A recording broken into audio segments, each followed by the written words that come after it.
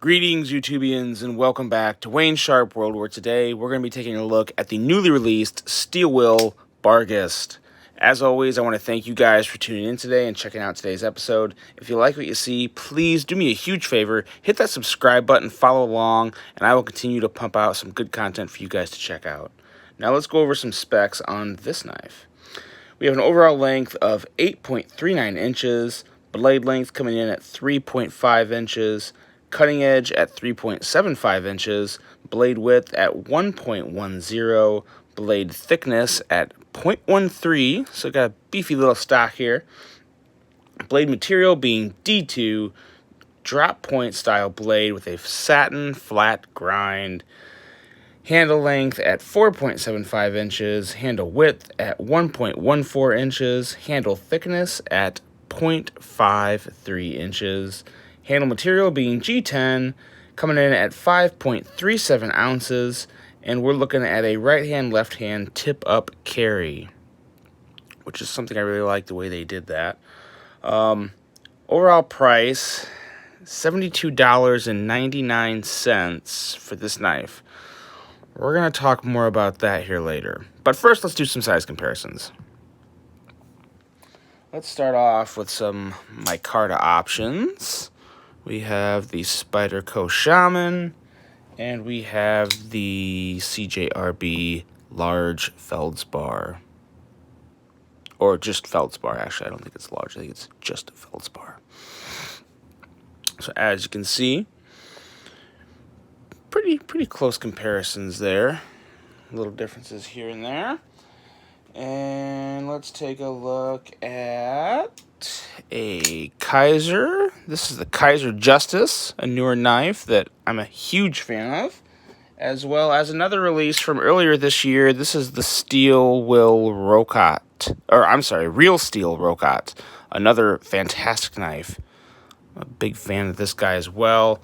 As you can see, that's a very good size comparison. All pretty much the same, extremely similar in length. And let's take a look at a couple super hard workers here. We got a Rick Hinderer XM18 3.5 inch. And we got the AD10 from Cold Steel. That AD10, even with the 3.5 inch blade, it still just looks bigger and broodier than a lot of the other knives it is compared with. And one more round of size comparisons here. We have our Benchmade Mini Griptilian. And one more guy who's going to come back into play later here. This is the Steel Will Aviator. I've got a review of this guy on the channel as well, and it's a fantastic steel wheel. Maybe the best, well, one of the best steel wheels for sure. But as you can see, all pretty similar in length there. So now, let's get to talking about this piece. Let's start off with the blade, as always. That's probably the best thing I have to say about this knife. This is about as close as you can be. I don't want to call it perfect, but I absolutely love this design drop point here. It's almost perfect for me. And it's just more of a personal preference of aesthetics of a blade, but it's just so simple. There's no recurve. I'm not a fan of recurve blades, but there's no recurve. It comes up just with a beautiful belly. Has a fantastic little swedge up here. The grind lines are just gorgeous. Just a very, very nice utilitarian style blade that will put in some good work. I do not like the blade branding on this knife. Although in all fairness, I could say that about just about any steel wheel. This right here, not right in the middle on the grind of the blade. To me, it's just an eyesore. I get that you want to put it on there, and that's fine, but you know, real small up there, or minimize all that. Make it as small as you can, and maybe either put it right up on this line or move it back, and just maybe put maybe Barghest going along down here with the other designer and steel information up there, because no one cares about D2 steel. Like, absolutely no one cares about D2 steel. No one's going to be super proud that they're carrying a knife that has D2 steel. I'm kind of burnt out on it. It's still okay steel. I mean, it's going to hold a good edge. It's strong. But it just, for me, it just rusts too quick. So it's kind of exhausting to keep seeing D2 on steel. Or D2 blades on knives. D2 on steel doesn't make any sense. That would be dumb. Okay, and then the steel wheel on the front. You know, I really like their little steel wheel symbol there. I think this knife would look so much better. It'd be so much cleaner if they just got rid of steel wheel there and just put the steel wheel logo kind of right up here. I usually don't like it on the grind, but there's really nowhere else to put it because of the thumb stud, so that's fine. Just move it right up there in the corner. You're still branding your product. You know, first of all, when someone buys this, they're going to know right away. They know they're buying steel wheel. And then the steel wheel is still on there, so other people, you know, it's not like I'm going to buy this knife and forget what brand it is. That would never happen. It would just never happen. So just minimize it. Tone it down a little, because it would look a lot better with all that billboarding on there. But nonetheless, it is still a fantastic blade style, and I really, really do love this blade design. It also has very nice jimping on the flipper tab, which I do like a lot. We'll talk about this a little more, but unfortunately, you really do need every bit of jimping to get this blade out. What it's really missing, though, is some jimping on the spine of the blade here. And that, you know what, let's just roll that right into Ergos, because when I put this into my hand, it feels good, but my thumb instinctively wants to go right there. That's where it wants to go, because I bring my index finger all the way up under the finger guard there, and it's a nice, the feel of the Ergos in hand are pretty good. They're pretty good. I don't really have a lot of complaints there, but my thumb instinctively wants to go there. So I really wish there would be jimping right there. It would feel really good. Give yourself a really good purchase on this knife, and it's really slippery up there without the jimping. Now, granted, I think the grip on the rest of the handle will help accommodate for some of your lack of grip up top, because you do have a solid purchase on this knife. But jimping would really feel like it would make you feel a lot more in control up there. And I can move my thumb back and hold it right here, but then I feel like I'm adjusting my grip to the knife. And that's what you don't really, I mean, at least me personally, I don't ever like doing that. I can. And if it's just a lighter cut where I can just hold it like this, then yeah, it's okay. It's okay for lighter cuts like this. But if I'm really going to bear down on something, it's absolutely has to be right here. So, wish there was some jimping there. I do like the handle thickness. Bigger hands are going to like this knife. That's for sure. Nice, beefy handle. And just feels good. Just feels really good. There's no real hot spots or anything. Not with the clip either. And I really do like this clip. I love the way they did this clip. It's deep carry. I like the curve that goes with the handle, so it goes really well with that. It doesn't, it's kind of like one flowing line to where the contouring or edging of the scales go. It just follows it really well. And it looks good. It really does look good. It's one of the littler details on this knife that I really do appreciate.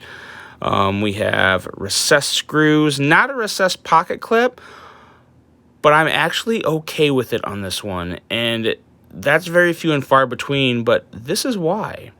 So since they did this with the clip and kind of made it uneven on this side,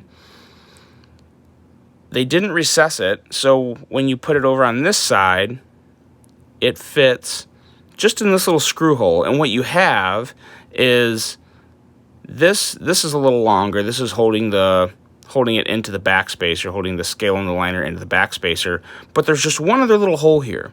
So you don't have that ugly cutout for a pocket clip to fit in there, and it just, if you're not a lefty, which 90% of us aren't, then this looks fine. It doesn't look bad. I'm totally okay with that. I really, really like that. It's so much better than having an ugly square cutout there that you just see and notice and you'd rather it not be there.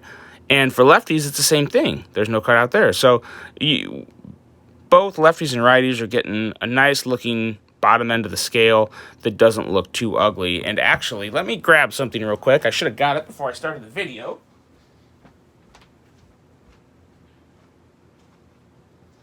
We have the box that it came in, and nice little box, but what I wanted to point out was they send you an extra clip, because obviously with the get that all out of the way, because of how it's contoured back here and how it's not an even kind of an even top clip, this will screw in on this side, and boom, you're good to go. So they send you that nice extra clip, and it is a nice clip. It's a true deep carry clip with recessed screws, recessed screws, and they did a really good job of it.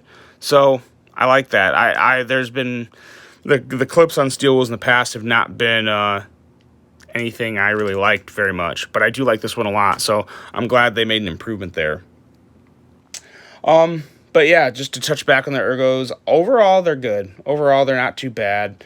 If you got bigger hands, you're going to like it. If you prefer smaller knives, this may not be your jam, but they're still pulling a lot together here. They could do without the lines on the scales. I'm not a huge fan of that. I don't mind something for extra grip, but this just looks unproportional to me, and that kind of, you have everything in the front here, and I get that because your fingers wrap around, but actually, my fingers go all the way to the back.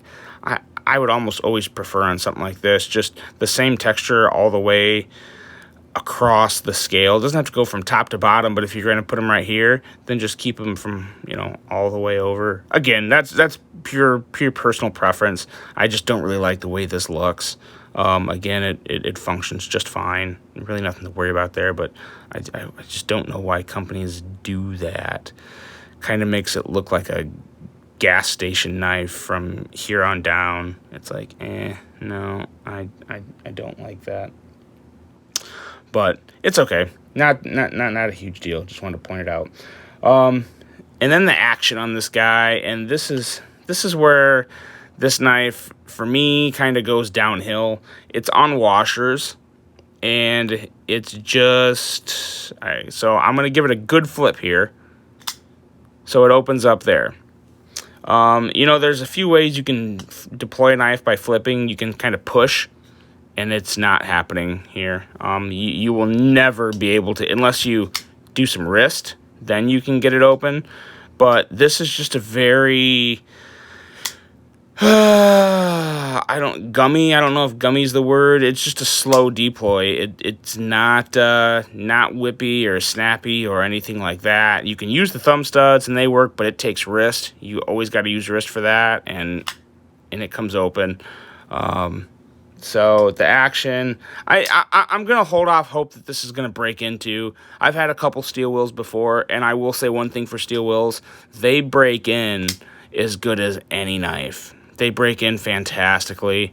They're always a little stiff out of the box from my experience, but they do break in very well. So I hope this one breaks in.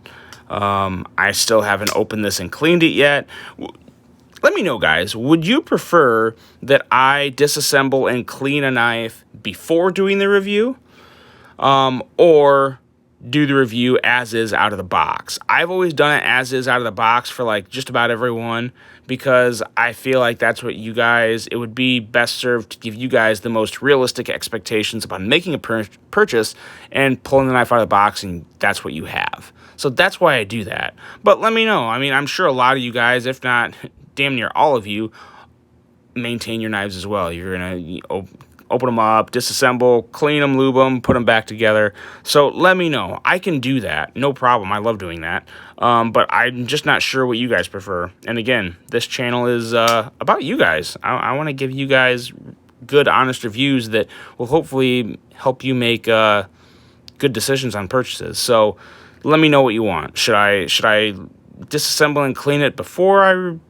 run it through the rigors and the review, or should I just do all that after? So let me know. But hopefully this will break in, and after I clean it and lube it, the action will be better. But it's just not, it's mediocre at best. I'm not going to say it's bad, but for today's current era of knives, the current action climate, if you say, it's not very good. Not very good. Little risk, though. Little risk it comes out. But could definitely have an improvement there. My overall thoughts. My overall thoughts on this knife come down to a couple things. The build's good. This knife it's made to be a user. It's definitely made to be a heavy user, made to beat on. So I like that. I love the blade. I really do love the blade. The scales are okay. The clip's really nice. Ergos are good. But the real elephant in the room is the price.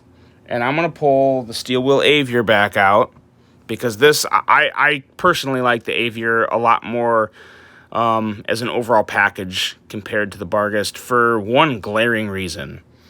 So the steel wheel Aviar, which also came out earlier this year, this isn't a knife that was made 3 years ago. It came out earlier this year. It has D2, G10, and bearings. Very nice bearings that this knife flies out. It shakes shut. It's a very nice knife. And this knife is $55.99. It was when it came out, and it still is. You can get it right now on Blade HQ for $55.99 and a lot of other major retailers for $55.99. So that's awesome. That's awesome. That's a complete package there. But this Barghest is D2, G10, and instead of bearings, it has washers. So, and you're paying $72.99. I'm sorry, I don't get that. That, because of the price, I just have a hard time. If I was to buy this again, I wouldn't buy this again. My Aviar I love. I keep my Aviar, but I don't know. I don't get it. What does this knife have making it $72.99 that this one doesn't for $55.99? Doesn't make sense to me.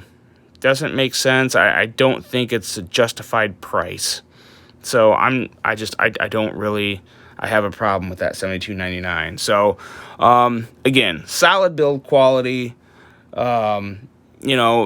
beautiful blade shape, overall a decent looking knife, but for $72.99, I'm a little stuck as to what I think my overall thoughts on this was nice knife, too high a price. That if you absolutely love steel wheel, buy it. It's an extra, it's less than $20, but that's still a pretty huge price difference when you're considering exact same materials and the other one has better action. So I don't know. That's just kind of me on this one. Let me know, guys. What do you think?